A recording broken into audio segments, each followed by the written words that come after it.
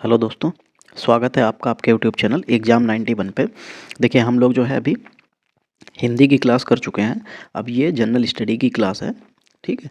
आपको ऐसे ही इंग्लिश की भी क्लास मिल जाएगी देखने को, ठीक। चलिए हम लोग अपनी जो है क्लास स्टार्ट करते हैं। देखिए जीएस में क्या है कि आप थोड़ा सा ध्यान से पढ़िएगा, क्योंकि जीएस में देखिए करंट के भी क्वेश्चन इसमें शामिल हैं। तो फिर इसमें करंट के क्वेश्चन शामिल होने, क्योंकि आपको भी वहाँ पे 2 से 3 क्वेश्चन करंट के देखने को मिलेंगे, तो आप उनको मत छोड़िएगा। बाकी रही बात करंट की, तो मैं अपने चैनल पे आपको पेपर से पहले कुछ ऑब्जेक्टिव टाइप के क्वेश्चंस करा दूंगा, जिससे आपको देखिए बहुत ज़्यादा तो नहीं पढ़ना पड़ेगा। जो आपको इम्पोर्टेंट क्वेश्चन होंगे वो मैं अपने यहाँ पे ही, अब देखिए क्या है कि आने वाले 2 ही 3 दिनों में आपको जो है 25 या 50 जो है ऑब्जेक्टिव आपको एक वीडियो देखने को मिल जाया करेगा, ठीक है। चलिए हम लोग क्लास स्टार्ट करते हैं। किसकी क्लास है? जनरल स्टडी, यानी कि जीएस कह सकते हैं, ठीक। चलिए इसमें GS with current, GS with, ठीक, जीएस विद करंट। चलिए पहला क्वेश्चन क्या है? मनुष्य जीवन का सर्वोत्तम ध्येय कैवल्य है। देखो कैवल्य का मतलब क्या होता है? कैवल्य का मतलब होता है मोक्ष। क्या होता है? मोक्ष। जिसका अर्थ है, यानी कि जीवन, मनुष्य जीवन का सर्वोत्तम ध्येय है मोक्ष। जिसका अर्थ है, मोक्ष किसका अर्थ है? मोक्ष का मतलब होता है इच्छाओं पर विजय प्राप्त करना, ठीक। अगर आप इच्छाओं पर विजय प्राप्त कर लीजिए तो आपको मोक्ष यहीं मिल जाएगा, ठीक। चलिए फिर आगे देखते हैं। पूछा गया पहले जैन तीर्थंकर कौन थे, ठीक। तो देखो पहले जैन तीर्थंकर पूछा जाएगा तो ऋषभदेव आते हैं, ठीक। लेकिन 23वें तीर्थंकर पार्श्वनाथ जो पूछे जाते हैं वो पार्श्वनाथ आते हैं। कौन आते हैं? देखिए इसमें पारसनाथ लिखा है, पारसनाथ नहीं होता है ये, पार्श्वनाथ, ठीक। ये 23वें थे।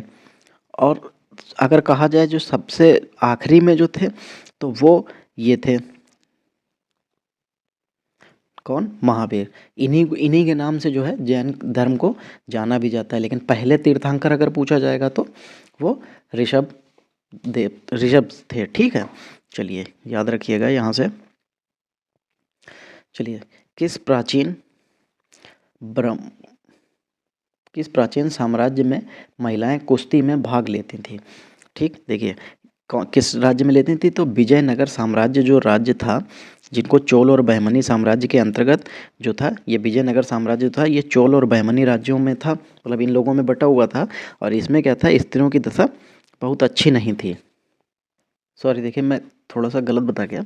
देखिए जो विजयनगर साम्राज्य जो था, ये क्या था, इसमें महिलाओं को बहुत इज्जत मिलती थी, बहुत सम्मान मिलता था। यहाँ पे देखिए स्त्रियाँ जो थीं उनको शिक्षा का भी अधिकार था, वो संगीत नृत्य और जो भी इस तरीके की घट थी वो कर सकती थी।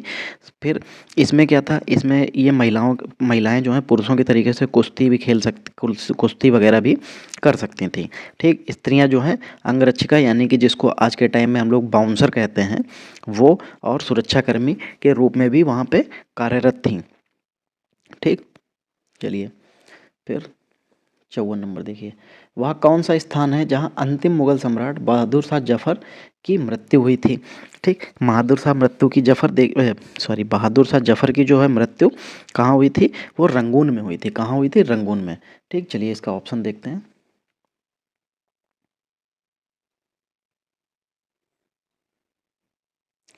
जी देखिए तीसरे ऑप्शन में आपको रंगून दिख रहा है, रंगून सही हो जाएगा। इसकी डेट भी याद कर लीजिएगा, 7 नवंबर 1862 में, ठीक। 7 नवंबर 1862 में इसकी मृत्यु रंगून में हुई थी।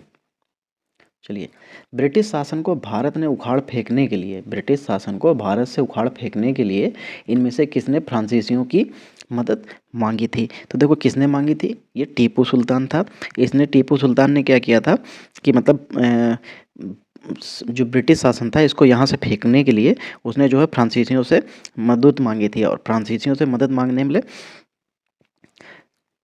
और हुआ क्या था, जब इसने फ्रांसीसियों की मदद मांगी तो उसमें क्या हुआ, चतुर्तांग मैसूर जो युद्ध हुआ था 1799 में, उसमें क्या हुआ था, इसकी मृत्यु हो गई थी। किसकी? टीपू सुल्तान की।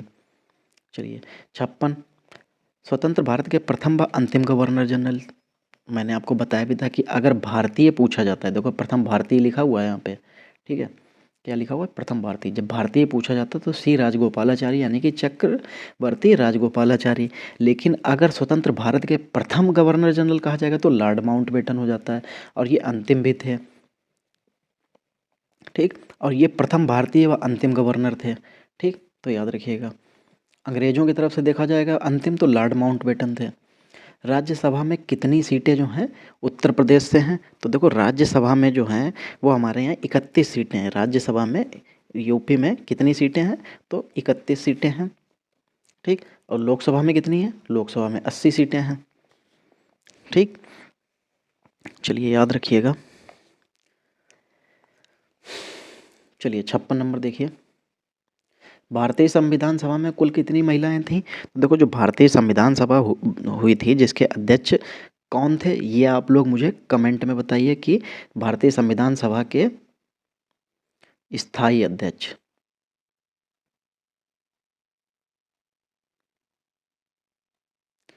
स्थायी अध्यक्ष कौन थे। ठीक, तो भारतीय संविधान सभा के जो स्थायी अध्यक्ष थे वो कौन थे, ये आप लोग मुझे कमेंट में बताइएगा। ठीक, बाकी देखिए इसमें कितनी महिलाएं थीं, तो देखो इसमें महिलाएं जो थी वो 17 महिलाएं थीं। कितनी महिलाएं थीं, सॉरी 17 नहीं 15 महिलाएं थीं। कितनी थीं, 15 महिलाएं थीं। ठीक, ये याद रखिएगा, भारतीय संविधान सभा में कुल 15 महिलाएं थीं, और इसके स्थायी अध्यक्ष कौन थे ये आप लोग मुझे कमेंट करके बताइएगा। चलो, बस्तर एक आदिवासी जिला है, किस राज्य में है। ठीक, देखो भाई किस कौन कौन से हमको राज्य दे रखे हैं, तो मध्य प्रदेश दे रखा है, छत्तीसगढ़, झारखंड और उड़ीसा। ठीक, तो बस्तर राज्य जो है वो छत्तीसगढ़ का राज्य का एक आदिवासी बाहुल्य जिला है। इसमें आदिवासी ज़्यादा रहते हैं। कौन सा, कहाँ का है, छत्तीसगढ़ का। ठीक, चलो, मूक घाटी साइलेंट वैली, साइलेंट वैली कहाँ है भाई, ये तो बहुत अच्छे से अच्छा क्वेश्चन है, ये तो पता होना चाहिए। वैसे तो मुझे इसे कमेंट के लिए छोड़ देना चाहिए, क्योंकि ये बहुत ही सरल क्वेश्चन है और आप लोगों का इसका जवाब तो बहुत अपने आप से देना चाहिए। ठीक है, चलिए फिर इसका आंसर जो है आप लोग जो है, सॉरी देखिए क्या कर रहा था, क्या हो रहा, सॉरी।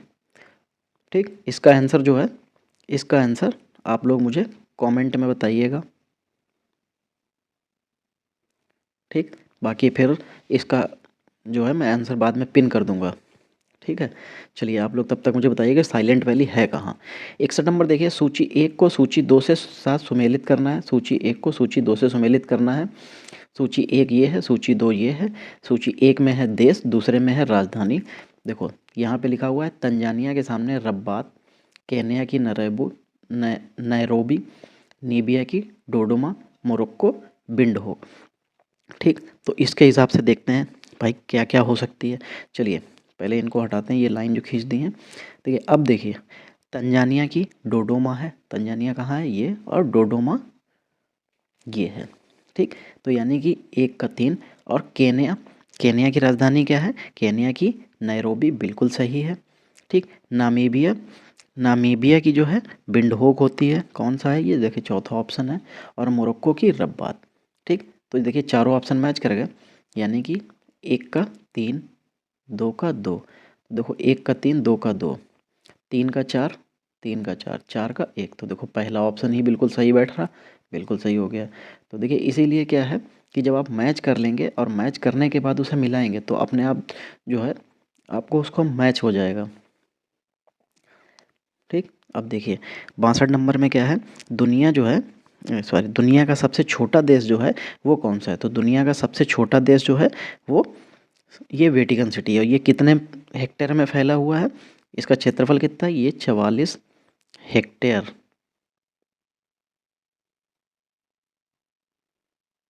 44 हेक्टेयर में फैला है ये। ठीक, दुनिया का सबसे छोटा देश ये है। चलो फिर देखो दिखा हुआ है 63 में सूची 1 और 2 से सुमेलित कीजिए और सूची में नीचे दिए गए कूट का सही से उत्तर चयन करना है। जय सूची 1 सूची 2, जैव मंडल स्तर और स्थापना वर्ष ये दिए हुए हैं। चलिए देखिए, अब यहाँ पे ये कह रहा है नीलगिरी की पहाड़ियाँ कब हुई तो नीलगिरी की पहाड़ियाँ 1996 में हुई थी। ठीक है। नंदा देवी में जो स्थापना हुई थी वो 1998 में हुई थी। फिर सुंदरबन कब हुआ था? 1989 में हुआ था। और कंचनजंगा 2000 में हुआ था। तो कंचनजंगा को 2000 से मिला दीजिए, नीलगिरी को 1996 से मिला दीजिए, नंदा देवी को 1998 से मिला दीजिए, और ये 1999 से।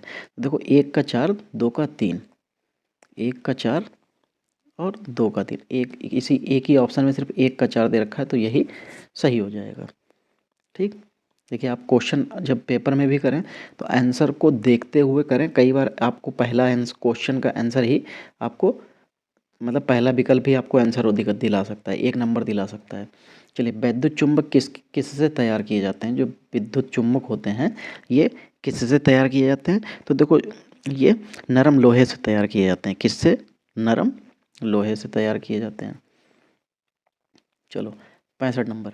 किसी संगीत यंत्र की ध्वनि तीव्रता मापी जाती है।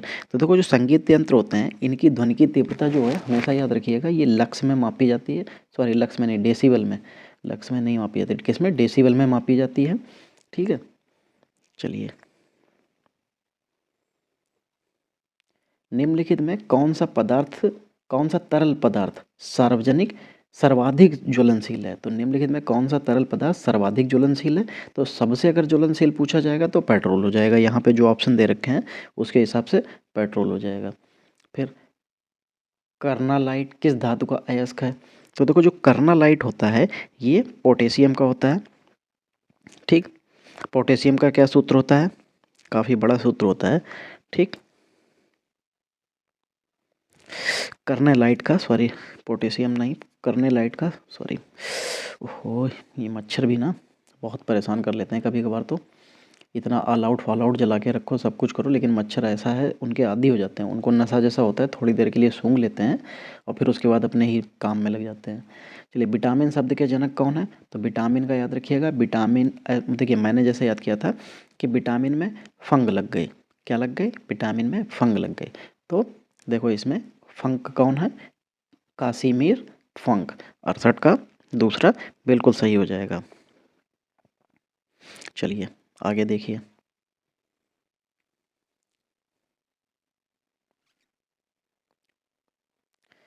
69 नंबर।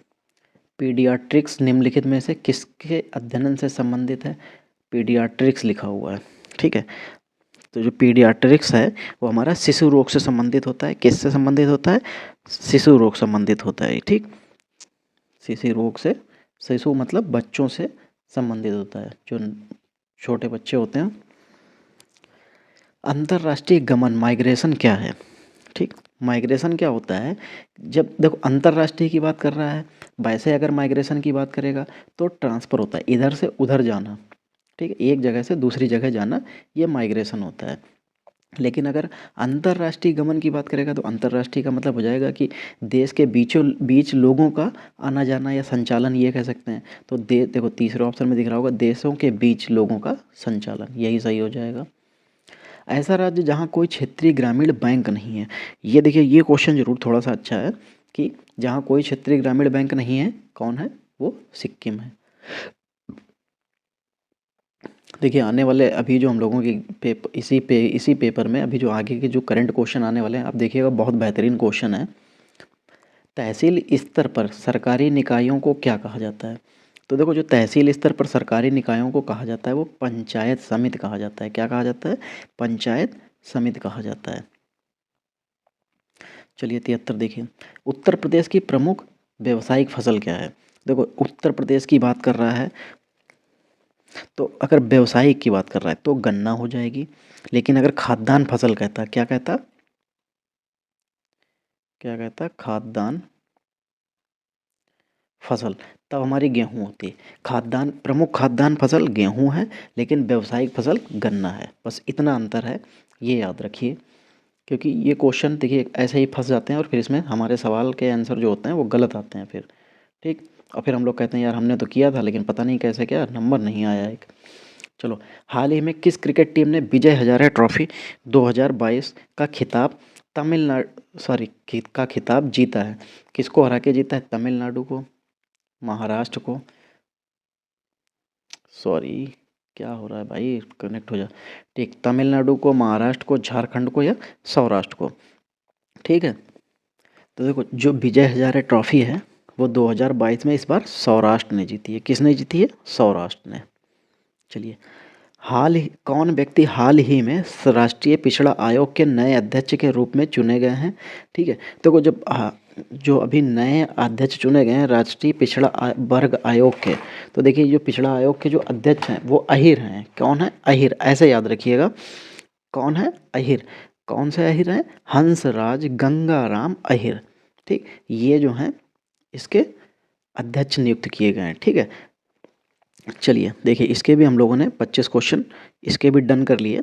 और अगर आपको ये सेशन अच्छा लगा है तो आप लोग वीडियो को अपने दोस्तों में और अपने जो भी घर में तैयारी करने वाले हैं उन सभी तक शेयर कीजिए, जिससे उनको भी ऐसे ही नई नई चीज़ें मिलती रहें। देखिए अभी आपके कुछ ही समय में आपके लिए एक नई सीरीज मैं चालू करने जा रहा हूँ, जिसमें आपको पर डे एक हिंदी का सेट और एक जीएस का सेट ज़रूर मिलेगा। क्योंकि आने देखिए कुछ अपने जूनियर असिस्टेंट के भी लोगों ने फॉर्म डाला होगा, कुछ ने जूनियर असिस्टेंट का भी फॉर्म डाला है, उनका पेपर है। साथ ही साथ आपका जो है जो 2018 का बीडीओ का पेपर है, अब उसकी खबरें ये आ रही हैं कि उसका एग्ज़ाम जनवरी के लास्ट में या फरवरी में वो भी होगा। तो इसलिए उसके लिए भी तैयारियाँ अभी से हम लोग चालू कर देंगे, तो इसके लिए आपको उसके भी वीडियोज़ मिलते रहेंगे। ठीक है, चलिए दोस्तों मिलते हैं हम लोग अगले वीडियो में, तब तक के लिए जय हिंद।